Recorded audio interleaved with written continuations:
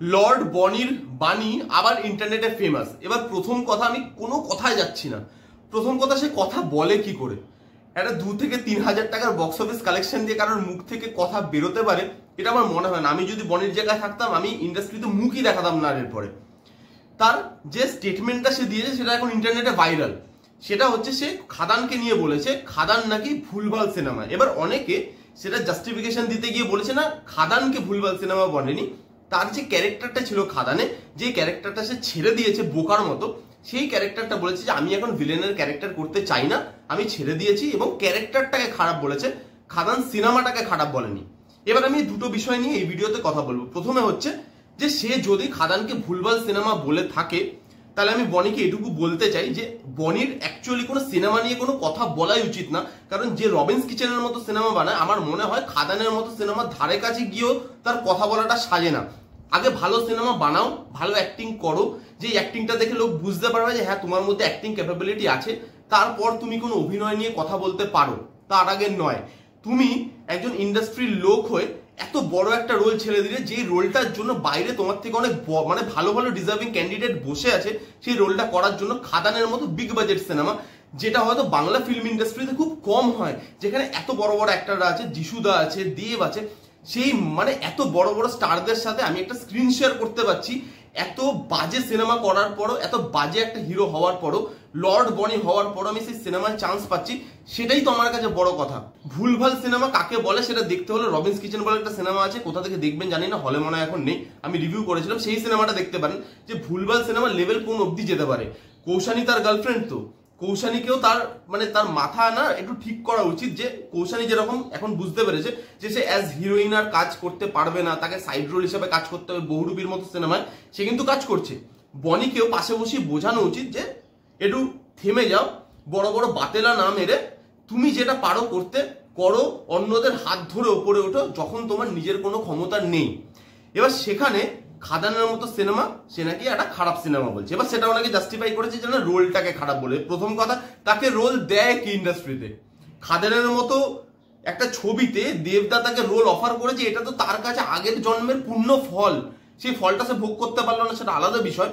তার নাকি ভিলেন ক্যারেক্টারটা পছন্দ হয়নি। আরে ভিলেন ক্যারেক্টার করে তো শাহরুখ খান হয়ে গেল। ভিলেন ক্যারেক্টার তো আমাদের যিশুদা সাউথে কত কত ভিলেনের ক্যারেক্টার করছে, যে ক্যারেক্টারগুলো লোক কত পছন্দ করছে, কত বড় বড় অ্যাক্টর, সাইফ আলী খানের মতো অ্যাক্টর ভিলেনের ক্যারেক্টার করেছে। তো তুমি কে ভাই? তুমি কে যে সে ভিলেনের ক্যারেক্টার করব না, আমি এই ক্যারেক্টার করব না, আমি সেই ক্যারেক্টার করব না, আমি খালি হিরো হব? তোমার কাছে চুজ করার মতো অত জায়গা কি আছে? আমি যদি বুঝতাম এটা দেবদা বলছে বা বুম্বাদা বলছে বা অনির্বাণ বলছে বা যিশুদা বলছে, চলো মানতে পারতাম যে তারা একটা অ্যাক্টিং করে এসছে এতদিন, তারা জানে তাদের একটা অ্যাক্টিং বেসটা খুব স্ট্রং, তারা এই জায়গায় নিজেকে নিয়ে গেছে যেখানে তারা স্ক্রিপ্ট চুজ করতে পারে, 10টার মধ্যে 2টো স্ক্রিপ্টে কাজ করছে। এবার ব্যাপারটা কি হয়েছে আমি আপনাকে অ্যাকচুয়ালি ব্যাপারটা বলি। এটা বনি যেই সেন্সেই বলে থাকুক না কেন, খাদান এত বড় সিনেমা, এবার যখন আজকে টিজার দেখছে, ট্রেলারের জন্য লোকের এত হাইপ দেখছে, তখন বুঝতে পারছে যে তার একটা ভুল হয়ে গেছে। এবার ভুলটা তো সংশোধন করতে হবে। এবার সংশোধন সে করতে পারবে না, তখন কি বলছে সে? এবার লোক সমাজে এসে বলছে না, খাদান আমি ইচ্ছা করে ছেড়েছি। আসলে তার ভুল হয়ে গেছে এবং সেটা সে বুঝতে পারছে। যখন আজকে সে দেখতে পাচ্ছে না আমার সত্যি ভুল হয়ে গেছে, কিন্তু লোকের কাছে ওই অ্যাটিটিউডটা তো আমাকে ধরে রাখতে হবে যে হ্যাঁ ভাই আমি ভুল করেছি, ভাঙবো তবু মোচকাবো না। সেই অ্যাটিটিউডটা ধরে রাখার জন্য বলছে না, খাদানের রোলটা আমি ইচ্ছা করে ছেড়েছি। আঙুর ফল টক, আপনারা প্রথমেই জানেন একটা কথা।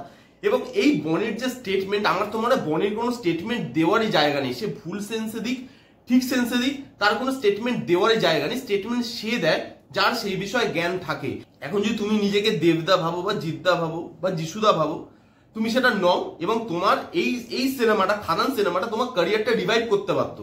সেই জিনিসটা তুমি ছেড়ে দিলে এবং সেটার জন্য তুমি আগামী দিনেও পস্তাবে। আমি দেখবো এটা অ্যাজ রিভিউয়ারও, আমি দেখবো বনি অ্যাজ হিরো হিসাবে কটা সিনেমা করে এবং তার মধ্যে কটা সিনেমা সাকসেসফুল হয় বক্স অফিসে, এটা আমার দেখার খুব ইচ্ছা। এই যে একটা বড় সিনেমা যেটা লোক পায় না, সেটা সে পেলো এবং ছেড়ে দিল। আমার মনে হয় এখন বনির কনসেন্ট্রেট করা উচিত তার ক্যারিয়ারে, যে হ্যাঁ ভাই আমি হিরো যদি না পাই, আমি অন্য ভালো রোল পাই, সেই রোলটা আমি করবো। সেটা ভিলেনই হোক না কেন, সেটা ছোট ক্যারেক্টারই হোক না কেন, যদি ক্যারেক্টারটা কাজ থাকে, যদি ক্যারেক্টারটা ভালো হয়, তাহলে আমি সেই ক্যারেক্টারটা করবো এবং সেই ক্যারেক্টারটা করে আমি ছোট ছোট রোল করে আবার আমি আমার জায়গাটা ফেরত যাব।